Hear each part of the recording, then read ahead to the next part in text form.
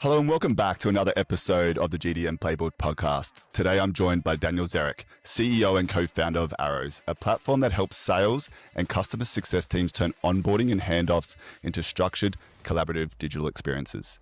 Daniel hasn't just built a product, he's helped shape a new way of thinking about sales momentum and customer activation. In this conversation, we're going to discuss his early days as a second product manager at Twilio, how Arrows can accelerate your customer onboarding and activation, and the product-focused go-to-market lessons behind their journey.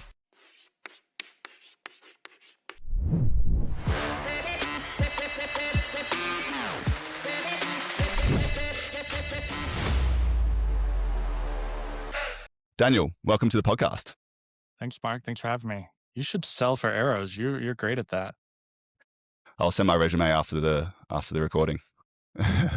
Well, if you could just start by talking us through your journey, from being the second product manager at Twilio to eventually betting your career on Arrows. If you can just walk us through what that journey was like and some of the pivotal moments along the way. Yeah, absolutely. I joined Twilio right out of school. I actually left a semester early. I thought I'd finish remotely, and I never finished. But I was looking at, I really wanted to either go to New York and work for Kickstarter, if you remember them. I thought it was like either kind of art side of my interest level or technical side and go to San Francisco and work for Twilio. And, really I pursued like, where am I most likely going to build the most chops to build my own company later? So Twilio was like where I thought that I would learn the most. Also, that was because I was working and hired by the CEO, Jeff Lawson, who's one of our investors now, which is awesome. But there, I spent a lot of time working on building a couple new programs, but I spent a lot of time actually working on internal tools like fraud detection and how we help the support and operations and finance people scale their workloads. Twilio was a very developer oriented product. We had like billboards around town that said ask your developer because developers typically had heard of Twilio. And, we didn't really carry that point of view to the internal operations. Like most companies, you kind of hired to scale. Like, well, finance, the workload of finance is really hard. Instead of building a better billing system or better like automated finance system, let's go hire 3 more bookkeepers. And I always found that a little frustrating. Like, no, let's just invest a little bit more in internal tools, have a couple engineers over here and, dedicated engineers on internal systems. And, I think we would have a lot more leverage. I think the industry has broadly changed on that. You have companies like Ramp and others out there that are really intensely focused on internal systems. But that is like what eventually led me to focusing on what became Arrows. We were looking at, who are internal users at companies who are revenue focused or revenue aligned.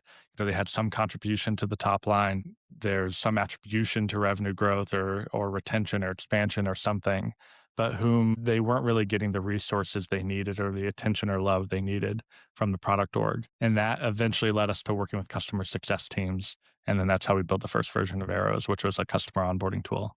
And, as you mentioned, we've expanded to sales and other things, but we've really focused on that like critical leverage point of when a new customer is sold, like what happens now. Awesome. And just before we jump into talking more about Arrows, can you kind of just unpack, having worked for a corporation like Twilio, what were some of those lessons that you learned through that journey that you've now brought across to Arrows, and what are kind of some of those differences between working within a larger team versus going into building a startup? Well, they were only I was employee 23 and I left when we were 125, so I Mm. really didn't stay that long. But it was about 2 years, in that period of time. I think a thing I saw there though that was very interesting was obviously massive ambition, like just the scale of what we were trying to do and what Twilio eventually achieved was um, really, really interesting to me. And I think I was always and have always been ambitious, but Jeff and the Twilio team was really like another level. I think the other thing that I really like have always taken away from my time at Twilio, and actually more important, like the time after I left after 2 years, because I was young, I was 21, left at 23. And then like, a few years later they went public and then they rode the public markets pretty well. And now, 13 years after I left, they're 4 or 5 billion in revenue. And I thought like the fact that they would have ever been valued at multiple billions was crazy, let alone that they'd have that much in revenue. And so I really started taking away this like long-term mentality. Like, if you really commit not to what's happening in the next 2 years or 4 years or 5 years, what's really the next 10, 15, 20 plus years. The internet and software businesses have now been around for a lot longer, and you see what's happened with HubSpot, with Salesforce, with Google, with Amazon. These companies have really stuck it out for a really long time and let things compound and grow. Even my friends at Wistia, if you know them, like they've been around for 16 years now and almost 19 years, I think. And it's just a massively awesome business, even at a much smaller scale than those other ones. And so it's really like sticking with it for a long time has become like probably the main thing I look at when I look back at Twilio. They could have taken a lot of early exit ramps to AT&T or AWS or something, and they really stuck it out and are this great business now. I'm sure you built a really strong foundation there, which is attributed to all their success. Yeah. So what recurring patterns did you guys notice, I guess, in how tech companies struggle with onboarding and handoffs as well, that ultimately compelled you to start Arrows? Yeah, when we were researching and, for a long time when we were like early product builders, we were like going to market with ideas, with products, right? And you're more on the revenue side, so you're kind of like understand how flawed that would be. And so we were going out there and, there were interesting ideas on what we were taking to market, but they were kind of fundamentally without a buyer, without a customer. And then ultimately we decided like we need a blank slate. We need to start over with like a customer or buyer that we were building for. And those were the customer success teams we started talking to. And we went to them and said, like, show us everything you're doing. So we would have, maybe discovered your team at some point, found one or two onboarding or success folks there and said, like, walk us through the screen share reverse demo for us, everything that happens from the moment you discover a new customer has been sold, like, or that they're about to be sold. Like, does the sales rep pull you into the sales process? Oh, they don't. Okay. So they're closed won. What happens? Do you get an alert? Do you look at a dashboard in the CRM? Do you get a Slack message? Do you get a handoff email? Like, how do you discover that they exist? Then what happens? Okay. You get on a call, like in as much detail as possible. We just went through a couple dozen teams. What do you do when a customer exists and what happens every touch point between that and I don't know, 3 or 6 months when they're actively a happy, successful customer. And, mostly we talk to software teams and mostly we talk to teams that were like, here's our manual process in a Google Sheet or in a Trello board or in a CRM report that we have where we are tracking like milestones or actions from us and the customer. And that honestly surprised us. I think it's a little bit more common knowledge now, but like everybody we talked to was like tracking things manually. Some of them were shared internally only, some were shared with the customer, but everybody had this process of there's things we need the customer to do that aren't really enforceable inside inside the product or the software itself.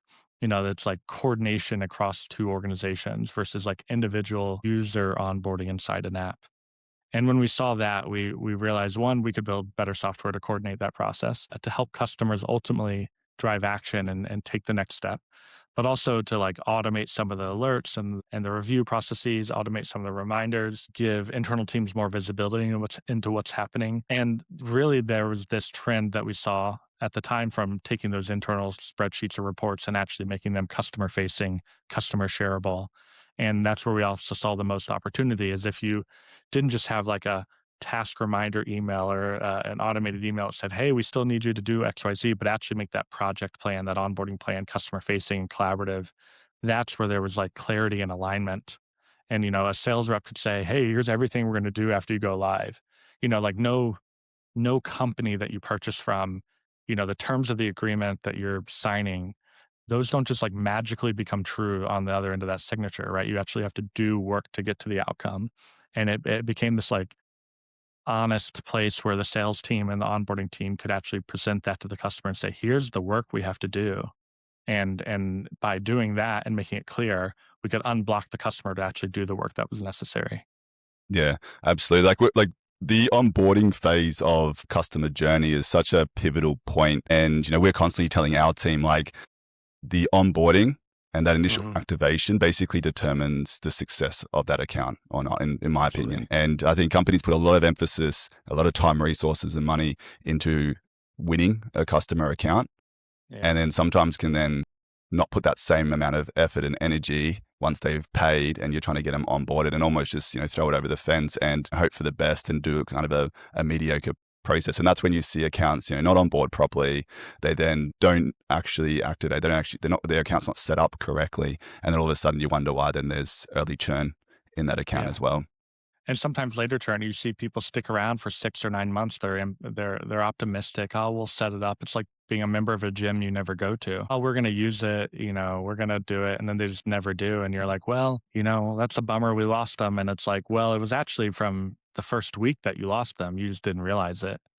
We think internally, we talk all these, different agencies we've worked with or products that we've purchased that we ultimately canceled.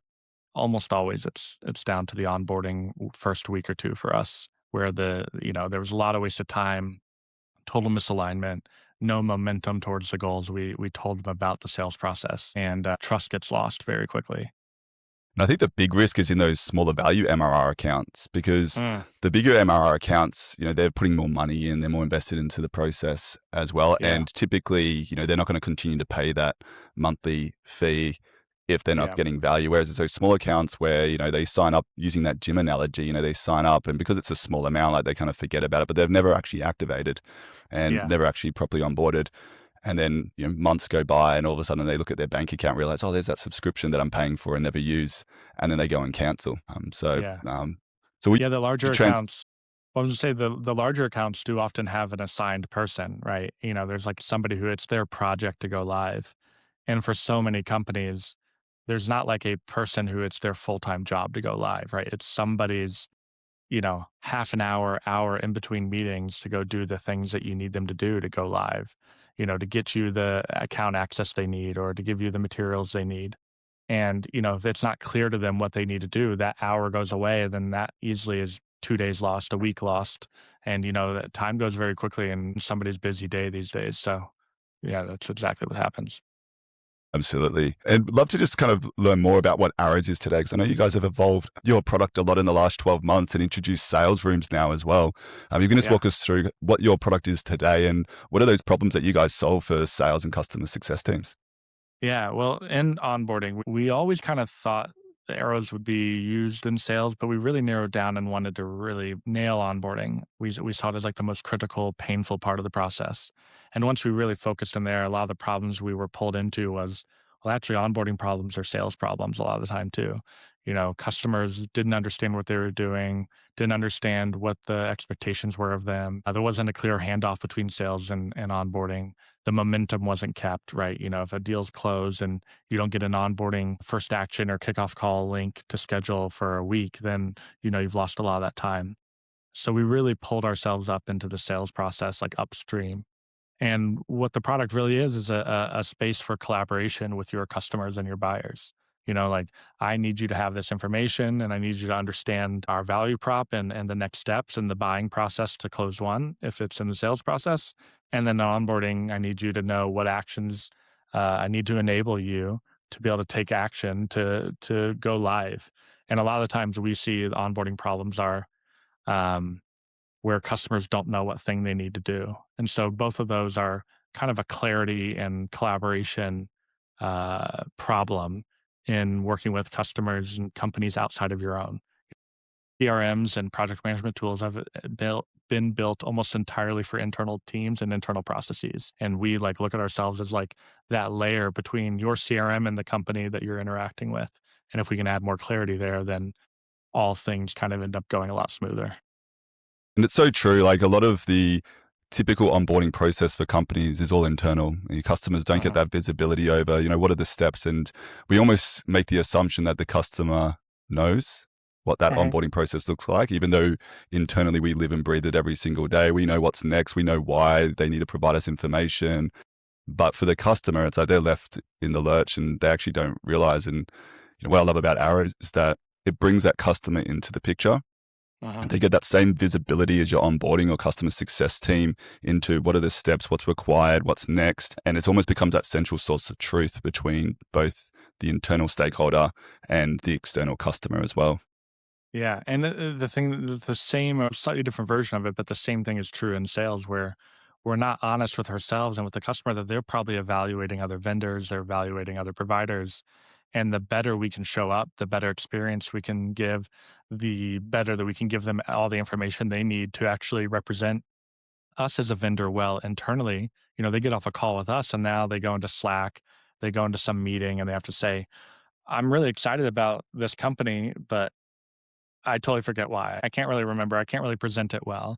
And that's where we find the sales rooms end up being an awesome tool for helping drive your deals forward, even when you're not in the room, and also helping your champions, represent you well when you're not there.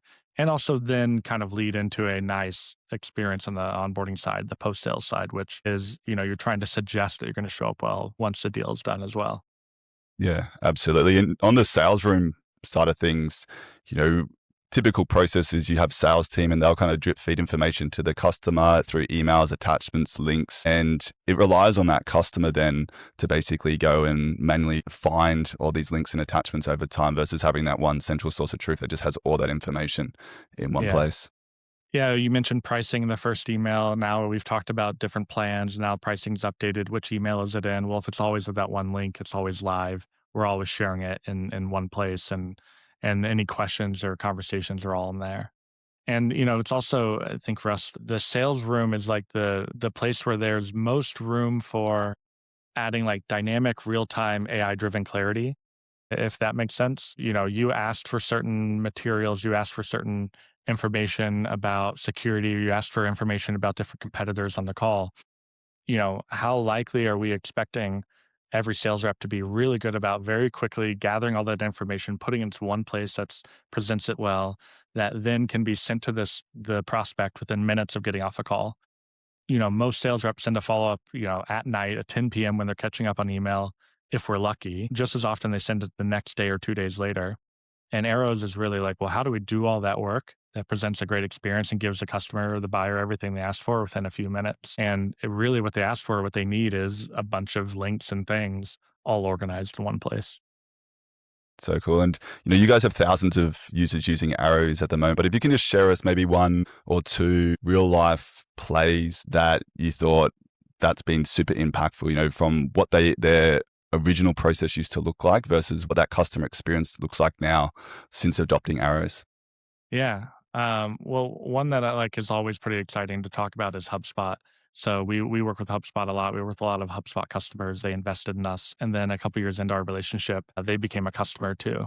And so now every customer who gets hands-on onboarding from HubSpot globally gets an Arrows onboarding plan or multiple. And so what they used to have when they switched to Arrows, it was Google Docs. Like that's what they were using. And then before that, I think they had Basecamp and they've had a custom, or no, they had a custom built tool right before Arrows. They had Basecamp right before that, and they had Google Docs in the past. And so they've gone through this like path of tools, which we've seen a lot. People try different things, they come and go. Sometimes they build their own custom tool. And HubSpot, I thought it was great because they're a software company. They're onboarding people to their own product, and they had this like hidden project management corner of HubSpot, but it really didn't make it clear to customers, one, how to get there. There weren't automated reminders. It wasn't clear when you landed on one of those projects, like what I need to do. They weren't dynamic. There weren't really ways to assign them to people inside your team or outside your team. There wasn't a way to have videos and more rich content that showed me where to go. And so what HubSpot's done is, shift all of those project templates from their internal tool into Arrows. And from the moment, like the second a customer says yes and the deal goes to close one in the CRM, it sends and triggers an automated Arrows email. So the moment that they can, that they've purchased, they get an onboarding plan like sent to them. And now all of a sudden, like the kickoff process happens faster, the kickoff calls scheduled faster, the actions that they need to take to go live are faster. So they end up showing up to that first kickoff call having done some of the work in their HubSpot portal. And in the past, they would have shown up and been like, what are we doing? They would be inviting them to the project, kind of giving them a rundown of everything. And now it's kind of like a night and day difference in that way. The other thing that they do that's kind of interesting is because HubSpot has like a multi-product suite, they actually generate separate arrows plans for each product. Because, if I'm onboarding Marketing Hub, it might be my marketing leader that's setting that up. And Sales Hub, it might be my CRO or like a RevOps person. And Service Hub, it might be a different person. So they kind of treat each product as its own onboarding plan, even though there might be one person inside HubSpot that's delivering that. And then I think the last thing that started being really interesting that they're doing right now is they're shifting to this year one model. So they used to have like a 90-day onboarding process. And they kept that true from before arrows to after arrows. We just kind of became like a different mechanism for them to deliver that. And they've iterated on it with arrows. But now that we have sales rooms, they started using sales rooms alongside their onboarding plans. And now their onboarding reps will actually work with customers not just for 90 days, but for their full first year. And they're like tasked with getting them totally onboarded across all products in that year. And Arrows, I think, as a platform, gave them the ability to iterate and flexibly change how they deliver onboarding without feeling like rigidly attached to how their team had built a custom tool. That's so powerful. And I guess talking about powerful, I know you guys have recently adopted or built out some new AI functionality within your product. And I know with AI being such a big hype at the moment, there's a lot of different software vendors that are launching new AI features within their product. Some have been impactful, some are a bit more gimmicky and, they're just kind of Yeah. tacked on. Keen to kind of understand with Arrows, like what was some of the AI functionality you guys have implemented and what was some of the product logic behind creating those features? Yeah. So when we were building sales room product, there's other ones in the market, and we were thinking like, what makes it worth building one? And we've had this point of view that I should be able to get off a call with my prospect or my buyer within minutes, have a perfectly personalized sales room for them with everything I need to send to them, with everything we talked about within a couple minutes. And it's like the best thing I could have possibly sent. And not just for my high end deals. Like a lot of people use sales rooms just for their most custom, most high ticket value deals because it's the ones where their sales reps have enough energy and time to actually put into developing the sales room. Whereas if we have AI help our reps, personalize the parts of the room that are about the next steps or the value prop or the team involved, or personalize the case studies and suggest the right case studies at the right time, or, suggest the demo videos that they asked about, the security documents they asked about. If we put all of that there right in front of the rep, then the rep is able to actually make a few decisions in a few moments and send the room in 2 to 5 minutes after their call. Whereas, a lot of the time I'm editing a document and it's pretty manual. So that's why we decided to build the sales room because AI had like gotten good enough that we could. On the second side of this is we're actually, we've always had that as part of why we have AI in the product. And we didn't until now, we were unable to go as far as we wanted to with it. Like we're really limited on the way software is built and the way software works. And we're actually like, on the foundational level of Arrows, I think the UI wise, you'll see a similar thing, but on the foundational level of how Arrows works, rebuilding the product pretty meaningfully right now to make it more agentic, more AI driven, where a sales rep could really just speak to their sales room and say like, add this pricing tier, add this case study.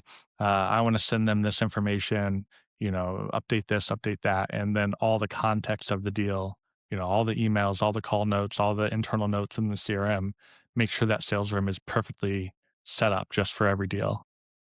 Yeah, so just so I got clarity, so basically a sales rep can prompt and it will pull in Mhm. all of that data that it has access through integrations straight into that sales room automatically. Is that right? Yeah. So today, what it does is, we pull in the content that you have inside Arrows, and we kind of suggest it based on your call summaries and from the CRM and the emails. And what we're working on and kind of evolving Arrows to be is something that, yeah, does in real time understand all the resources your team has, all the resources your team shares, and then suggest the right ones to the sales rep at the right time based on that context of the deal.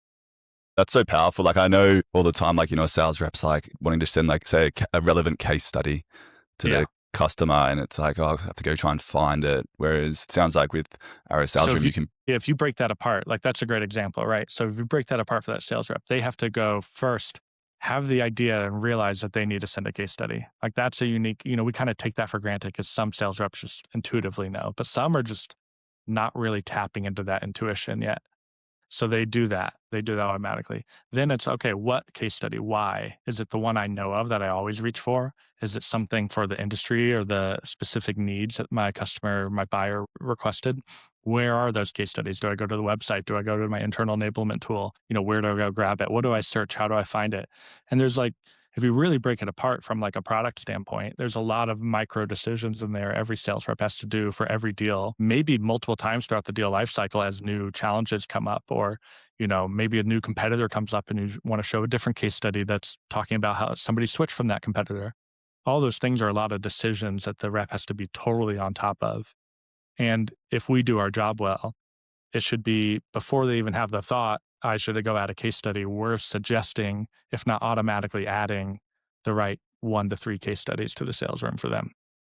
Yeah. So you're saying it doesn't just help gather the information, it actually acts as an advisor as well and will actually suggest different things to the sales rep along the way. Yeah. And we do that right now and it works, but you have to do a little bit more configuration to make it work great. We're trying to build it right now in the way where over the next few months, it should just work pretty close to perfectly every time. And yes, you can kind of coach it and guide it. Maybe your RevOps team or enablement team want to kind of set some guardrails, but for the average rep signing up with Arrows, they should have a really great experience of everything that we can find on the website or in your internal CRM already. And that should just present a perfect sales room to them for any deal they just wrapped up talking to. Wow, that's so powerful. Like, we talk a lot about the rise of the super seller and Yeah. how AI is now allowing sales reps to lift to another level to be able to do more and better. And obviously, it sounds like Arrows is definitely part of supporting those sales reps become those super sellers of the future. Yeah, I think the thing that in our mind, what gets in the way of people being able to do that is it's not magic, right? It's a lot of tedious work, a lot of manual steps that get us in the way and disparate data sources, tabs and a bunch of different tools that we have to jump between when really like we're in the era where a lot of that can be consolidated into one system and one system where the rep can take meaningful action very quickly across one or multiple other deals. And I think we want to be that dashboard where they can do a lot of that. Yeah, so cool. If we can just transition now into your own Yeah. go-to-market and growth strategy. And one of the things I found most fascinating about following your journey at Arrows is the decision or the bold decision you guys made to delete parts of your own product and go all in on a single CRM integration in HubSpot. I'm Yeah. keen to kind of understand what was the, I guess, the logic or what drove that decision and what was some of the, I guess, trade-offs that you guys had to make in making that pivot. Yeah. Well, trade-offs were saying no to Salesforce customers, which were showing up and had more money than HubSpot customers. So that was always obviously tough for a little while. This was spring 2022, so almost 4 years ago now. But we were looking around as a team and as a company, and we thought, our product is good, but it's not being adopted in the way that we thought. Like people aren't buying it in the same way. They're not adopting it in the same way. We clearly have something here, but it's not working. And if we really want to figure out why, we need to think through like with everything we've learned since building this company, with what we know now today, how would we build this product today? And at that time, we started realizing we would build it in a much more CRM-centric way than we had at the time. We'd built the product, there was no CRM integration at first. We thought, a deal's closed one, somebody would Slack the onboarding rep, that onboarding rep would open arrows in the app, go to the dashboard, click a button, say, here's my new customer, generate the onboarding plan from this template, like, jumping through a bunch of hoops. And what we started to realize is like the sales process is in the CRM. When closed one happens, how do I want to trigger an automation to drive the onboarding process? I'd probably like to do that out of the CRM and I'd like to measure it out of the CRM and I'd like to have a pipeline in the CRM, just like my sales process that looks like my onboarding process. And I'd like to have a lot more of that visibility into the CRM. It is the source of truth where I have the customer data, where I have all the emails, I have all the touch points, I have ideally all of my team members logging in. And so we had that fundamental insight that the product had to meet our customers, users where they already were. We needed to ergonomically kind of fit where they already live. You run sales teams and revenue orgs, like you'd be pretty upset if your team wasn't logging into this system that, updates the dashboards that you're looking at to have a sense of what's going on. And so we needed to have a system that fit there. And if we were going to show up in a call with somebody like you and say, well, how do you help my team? It's like, well, we help your team drive better actions in the system that's your source of truth. And we feed all of our data and process back into that source of truth. So once we had that insight, it kind of became like a light bulb obvious thing we had to do. But we were worried about well, can we prove that out well, like both on the product side and on the go-to-market side? And if we're going to do that, we need to probably focus on one of the CRMs. Because by the time we were making this decision, we did have a light Salesforce and HubSpot integration, but they were very Arrows-centric. We pulled all the data into Arrows and we pushed no processor data back into the CRM. And we thought like, this is a big lift. We need to like prove this for real. Let's focus on one. And when we thought about which one to focus on, we were pretty seriously considering Salesforce at first, but we were a HubSpot customer. We were pretty happy with it. A lot of the startups and kind of more nimble teams that we sold to were HubSpot customers. So they purchased faster, they moved faster, and we thought that we could learn and like kind of iterate faster with those teams. There was a lot more like accidental admins who could install apps and configure it versus going through like a Salesforce admin. So we thought we could prove it and sit in HubSpot, get some meaningful traction and go to market, build some brand there, and then show up in Salesforce with a little bit more momentum and leverage, which is ultimately what happened. Yeah, awesome. And I think that deep integration is so important from a product market fit. Like I know, disclaimer, we're an Arrows customer, and what I love most about it is that deep integration with our CRM HubSpot. And like we have a play at the moment when we subscribe a customer. So a subscription happens, it then automatically now goes and creates the Arrows plan, and it will pull information directly from within HubSpot to create the correct or select the correct Arrows plan, depending on who the customer is, what their customer size, what products they've signed up to, etc. And then it will then automatically go and send that to the customer, and it's all integrated back into the CRM, and no human intervention needs to get involved in that whole entire process. And I think that there's one thing that I've learned is that the more times you've got to get humans to action certain admin tasks and be consistent with it, the more chances there are of error, and the more of those repetitive tasks you can do automated, the better. And it's only possible with a deep integration.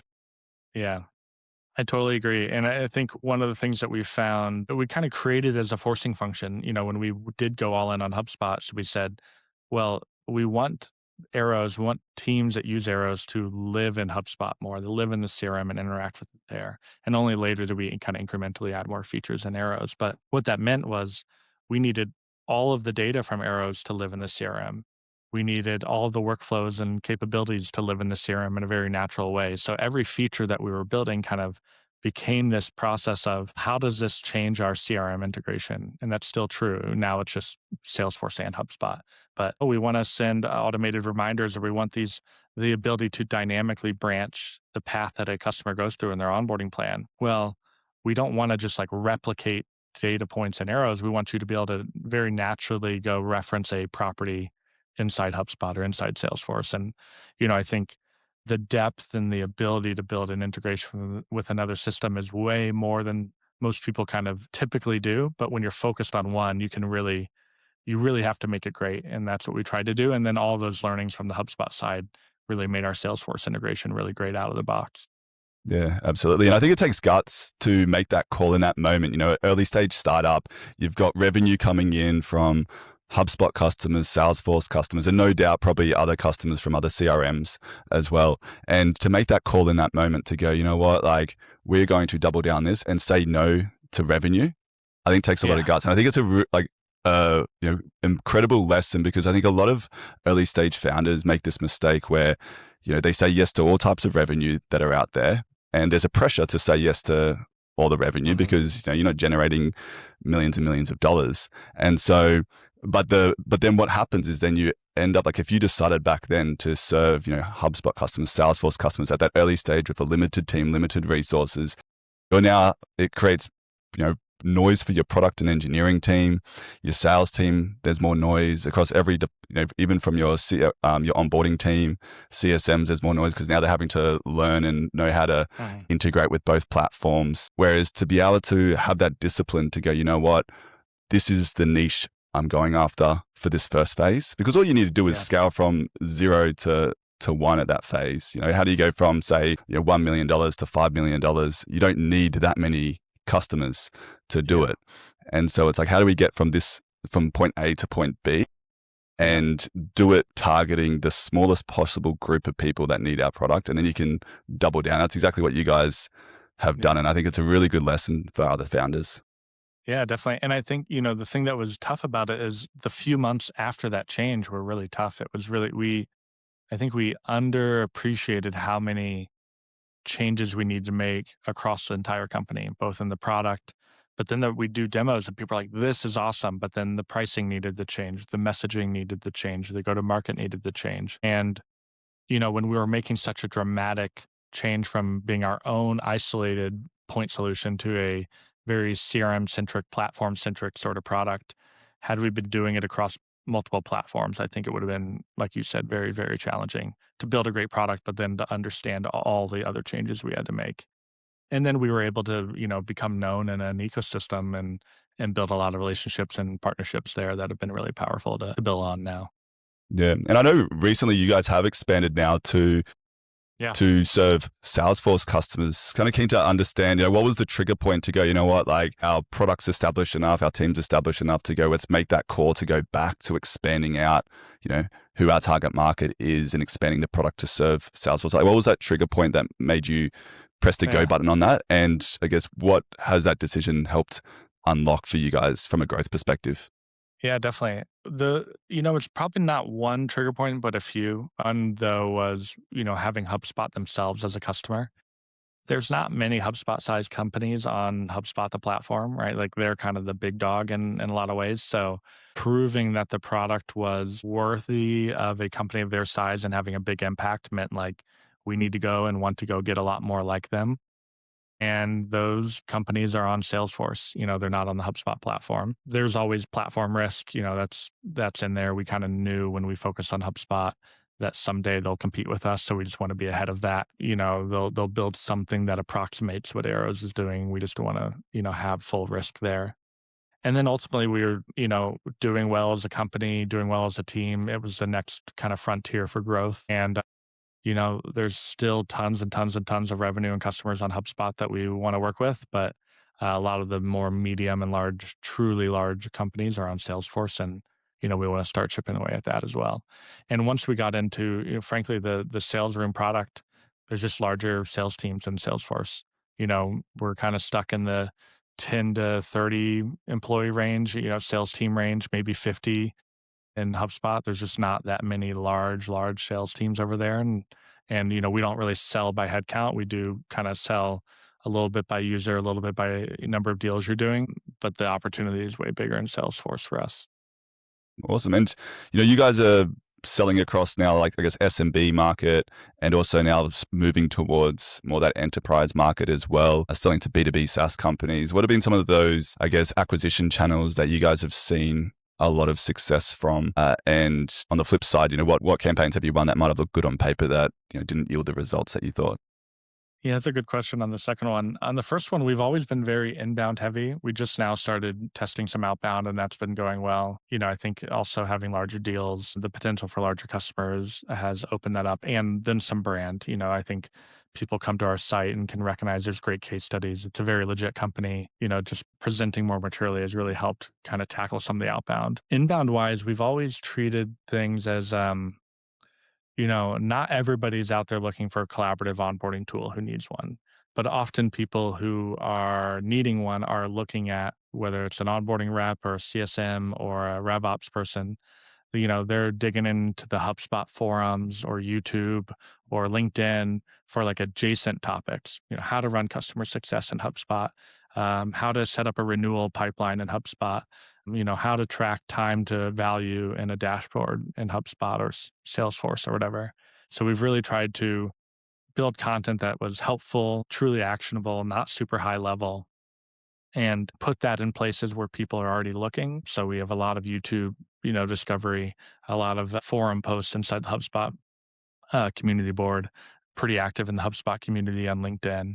And when people just go looking for those things, they end up finding arrows. And then they go, oh, who's telling me about this? This is interesting. Oh, I didn't know I needed this, but this is exactly what I wanted. And so, the number of times we hear people say, like, I didn't know I was looking for this, or I didn't know to find you, but this is what I needed. That's pretty often. Yeah, awesome. So you're finding not just going down the default pathway of just paid ads on, say, LinkedIn or the social platform. You find those like almost partnership collaborations with other platforms, creating content and posting on their platforms has seen a lot of success. Yeah, and we do ads more as like a touch point, brand awareness sort of thing, more than we're expecting it to drive like a direct conversion. If somebody does find one of our blog posts that, end up on the pricing page, I want them to see arrows a few times. Um, we want them to first find us and think of us as, oh, there was that company that was really helpful that like, taught me something valuable related to the problem that they're solving. And if we can, through that, expand the market for onboarding tools or digital sales rooms, we will. But right now, they're a little bit more niche of products. It's not something everybody's in market for right away. And, so we've found ourselves finding these more like side door sort of tactics. And those have been pretty good for us. So, man, has there been any, I guess, unique or out of the box plays or campaigns that you guys have run that potentially, some of our listeners might not have thought about that you were almost surprised moved the needle quite a lot and yielded a lot of result?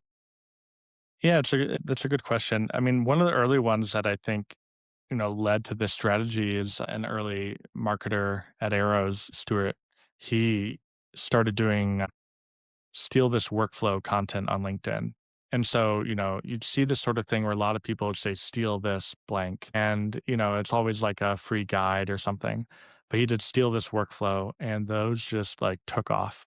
And like, hundreds and hundreds of comments, hundreds of likes, and they'd just be a screenshot of like a HubSpot workflow. And, something in there drove people then to our guides in the comments, and then would drive people to our newsletter and drive people to eventually become like a demo. And then at HubSpot's conference, Inbound is what it's called. Now, 3 years in a row, we've done Steal This Beer, and it's become like the first night party that like everybody goes to. It's always pretty packed, but it's the first night right before everything kicks off. And it just like has become this like little dumb but fun activity we get to do, and it kind of has built a brand and kind of knowledge of Arrows within that ecosystem. So, if something related to what Arrows is doing comes up, usually people are go, I've been to this great company's party, or I know them from their content or something. It just, it all feeds itself. Yeah, that's so cool. It's almost like you've coined the term like the steal this Yeah. blank. Yeah, that's Yeah, so cool. And exactly. yeah, that's awesome. And one other thing that I found really interesting is your pricing strategy as well. And Mm, you've got I guess a very simple pricing strategy, at least from the website's perspective, anyway. yeah. Keen to understand like the logic behind that simple pricing strategy. It's almost like you've got one price, this is what it is, and then outside that you've got custom or enterprise. I guess what Yeah. drove you to that pricing strategy? I think one thing that's interesting about the onboarding product, and I think the sales product, we're still feeling out what we think of as like the ideal ultimate pricing model. But, for many years now, even pre AI being like the noise of the industry, I think even pre ChatGPT, we've tried to have like a more value driven, usage driven sort of business model. Seat based, I think for us has not been something that we care to do, right? Like your team does not measure the success or the value of what you get from Arrows by how many more users you have logging into Arrows every month. You value Arrows by how many more customers we help you to onboard every month. And if the team count was the same or less or more is kind of incidental. And if anything, as a budgeting exercise, you're probably like, well, I'd like to double our onboardings this year and keep our team size the same. Like that would be pretty great. If this tool helped me like, scale the efficiency, have more and better and faster customer onboardings that are happier customers, more successful with the same team or minorly more, then that'd be great. But then that means our business model would be at odds with a typical seat-based model, right? And so very early on, we decided we wanted to more build around the value, and that main mechanism is the number of onboardings. And we then kind of have a split between the features. So we want the CRM integration to be out of the box for everybody. You just get it, right? Like a lot of products will put it on the enterprise tier, make it more tucked away, and we just say, well, we have like a better out of the box CRM integration than any other product. And then you can pay a little bit more to get a couple more powerful tools in there that drive more automation. And then there's a usage cap, a number of onboardings you can do per month. And then above that, we kind of get into custom. And that's where we're really like helping you align on what your usage is likely to be and what like the value of a customer onboarding is for you, and kind of nailing down a price per onboarding. Um, and that's felt good. On the sales side, it's a little bit less clear because it we want to still have it be value aligned, but there is some user value kind of alignment thing that we're still figuring out. Some people are um, on board, have 2 sales reps doing 7 deals a year, and they would pay the same as somebody with 20 sales reps, and doing a lot more deals. And so we're still trying to figure out what the right fair pricing is there. Um, and then the AI stuff is kind of changing it. Yeah, awesome. And noticed as well, like obviously with your pricing as well, you've set a bar as to the Mm, minimum yeah. price, and you see some other platforms go in with really low entry level pricing. Now even less than $100. You guys, I believe, set minimum price. I think it was $1,000 MRR. Yeah. What was the Yeah, logic 500. behind $500 Yeah. MRR? What was the logic behind setting it at $500 MRR versus putting in some really low costs, $100, $50 When tier? we started, I think we had, I think they might have just canceled or they might still be around, but we have a customer on our early $39 plan. I mean, the features were so different and they use a different version of the product effectively. But we found, you know, the lowest tier used to be $300 even for a while. But what we found is Arrow's the onboarding product really requires a certain operational maturity of a company. Like if you're coming in and you've never really onboarded a customer or you don't really have a defined or loosely defined process, we're kind of a little bit further along than where you need to be. Like you should probably go use Notion or Google Doc or Trello or something and build a process there and like wait till it breaks. And once it starts breaking and there's real friction and you've lost some customers due to early churn, or you're scaling quickly, you don't have the ability to measure or automate things the way you would like to, then all of a sudden $500 becomes no problem. And we were just finding that we were building the product for people who really felt the problem and assigned real value to it, and had real ambition for what was capable there. And if we set the higher price point as a floor, kind of self-selected for the people who were taking it seriously. And I think that we've just found not that the people who expect a lower price point are bad customers, but just often maybe not ready for arrows yet. And we do Mm. allow, occasionally people who like, no, no, we're ready. This is what we want. Like, but we just can't afford this yet. Like, okay, we have some startup pricing. We'll kind of let people who really don't have the team or the scale yet to justify the price point. We'll give them a lower tier, but it really helps people kind of recognize, like, no, come here when you're ready. Like, this is a tool for when you have 2 or 3 reps and you're trying to automate and scale some stuff. Yeah, I think that's a really important point because trying to find who are the customers getting the most value from your product, and then obviously aligning the plans and the pricing to that as well. Like Yeah. we went through a similar phase recently where we had a lower price tier, and we're finding yes, it meant we'll bring on a lot of customers at that tier, but the type of customers, although they would sign up, they were almost too small, too little to really see the value, similar to what you mentioned Yeah. around those early adopters of arrows. And we've since raised the bar of that entry level price to basically set a precedence, or basically to naturally filter out those companies that might have just be starting, like a brand new startup, and Yeah. almost make sure that they're got a few runs on the board first and a few of those processes in place before they actually come on board as well. Yeah, and we've noticed, the sales side is different because sales reps, a really proactive sales rep will go try a tool on their own. One or two will go like experiment, right? Whereas an onboarding rep isn't like trying a tool and experimenting on their own. It's really like a whole team adoption, a process change. And so on the sales side, we've been experimenting with a lower entry price because we want the sales rep to be able to like try it and then go, advocate to their team, but there's still something to figure out in there that we want to nail down. And then I think that's why we're still working on it. Awesome. Well, it'd be good to transition now just into your investment and capital raising journey Yeah. as well. You guys have managed to partner with and raise capital from a few notable brands, including HubSpot Ventures, Google's AI-focused VC, Gradient Ventures, and also the GDM Fund. Keen to understand what that process was like for you guys, and what were some of the learnings that you guys had through that capital raising process, and if you were to do your time again and raise capital in the same fashion? Like, what would you do differently from what you know now? Yeah. So the fundraise was, the initial fundraise was fairly easy. We were kind of in the ZERP era of fundraising. Benedict, my co-founder, and I, we actually intended to bootstrap the company, but we realized like there was two things happening. One, that this would take longer to build than we expected, to really get to scale. And two, companies like you all like weren't really trying to buy a customer facing um meaningful layer between you and your customer, sort of piece of software that felt critical from two guys who were maybe not making enough revenue to survive yet. So we raised funding for that reason. Gradient, who led our round, they came in very quickly. The partner that we work with there, Darian, had run a software company before and felt the pain of customer onboarding. And so, we had like a Notion doc. We weren't even really running a full deck. We had like a more text heavy. Here's the view we have of the world. Here's what we're trying to do. So a little bit more narrative than visual and graph oriented. And, I think he kind of came in already having tried to pursue us a little bit. We came in with like a right amount of perspective that matched to his worldview. And that round kind of got done very quickly.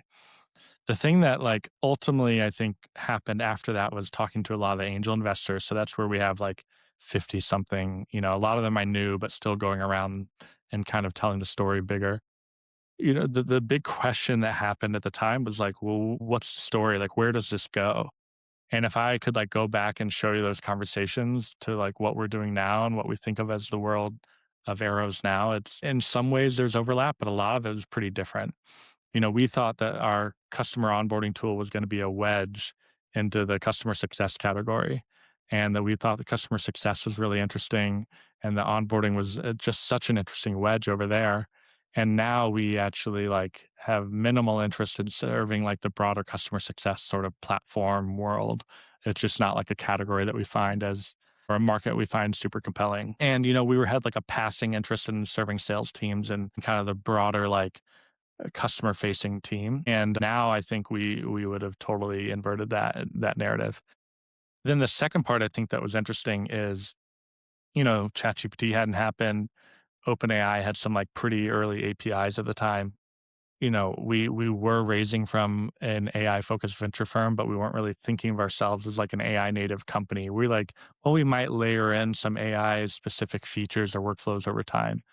And I think the world has just changed enough where we go like, we're fundamentally rebuilding the product in a way that is totally different than we were building it, 4 years ago, 5 years ago. And, if we could rewrite our deck, it would just be like, maybe the same end goal, but a fundamentally different approach to how you build and deliver software to users. Yeah, It and won't just be in the CRM, it'll be in all places they live. yeah, absolutely. And thinking about the future, like what's your prediction over the next 3 to 5 years of how you envision, that onboarding and post sales process to evolve, especially with AI advancements? Yeah. It's interesting. I think it's still going to be a lot of humans helping each other get to value faster. I think the question mark is like, how quickly does the broader, world evolve? Like, can Arrows, the product, have a more AI driven agentic like version of itself? But are the products that we're helping you onboard to also that? Like right now, Arrows is helping solve many problems of old ways of building software on the onboarding side. And, we don't only serve software companies, but, a large percentage of them are. And so it really kind of remains to be seen, how are those products changing and how are those companies changing? If they don't change, then it becomes us just mainly empowering our customers to deliver a much more, streamlined experience, smarter automation, smarter alerts, the files and information that we're collecting from customers. Can we analyze that and help, process that and deliver it to some other system faster? I think there's a lot of really interesting things that we can do that really you said the super seller, but what's the super onboarder or whatever? Like we can really build more of those. But then it, kind of really remains to be seen, what is the thing that they're onboarding people to? How is that changing? And that's where I have less predictions on, I don't know how fast the world will change. And I guess, how are you looking to position Arrows to kind of align with that? Like, is there, like, what's on your roadmap over the next 12 months Yeah. around product evolution? Yeah, we're really thinking right now, like, how do we tell the story of where we are now and also where we think it's going? Most of the work we're spending is on the sales room side of stuff, helping reps have that like magical superseller type leverage you talked about, where the moment I talk to a customer, the moment I have a thought, the moment I have a desire to send something to them, it is, brought to my fingertips and I can put it in the room and send that to them in moments. And that's the collaboration space. I think what we're trying to figure out is where does that transition into the onboarding side as well? How do we take that same knowledge and context engine and help deliver the right task to the customer at the right time? Send the right reminders at the right time, really make sure that that system feels even more personalized. Right now it's relatively templated. How do we make it really feel personalized to the customer? That's where we're kind of evolving everything is, can we give you that total speed to action and have it just feel like truly natural, instead of software I'm dealing with, but like, I'm just telling the software what I want and then it kind of goes and does it for me. Awesome. Well, final question, Daniel, and I ask this to all my guests. If you could add one page to the GTM playbook, whether it's a tactic, principle, or belief, what would it be and why? Yeah. What I would say, I think for the GTM playbook, and this is true, I think, for sales and onboarding, it's something we think about, but, time to action or time to follow up is just, I think, way more critical than teams even, than we probably even believe. If I get off a call, how quickly I send you a very valuable follow up, incredibly valuable.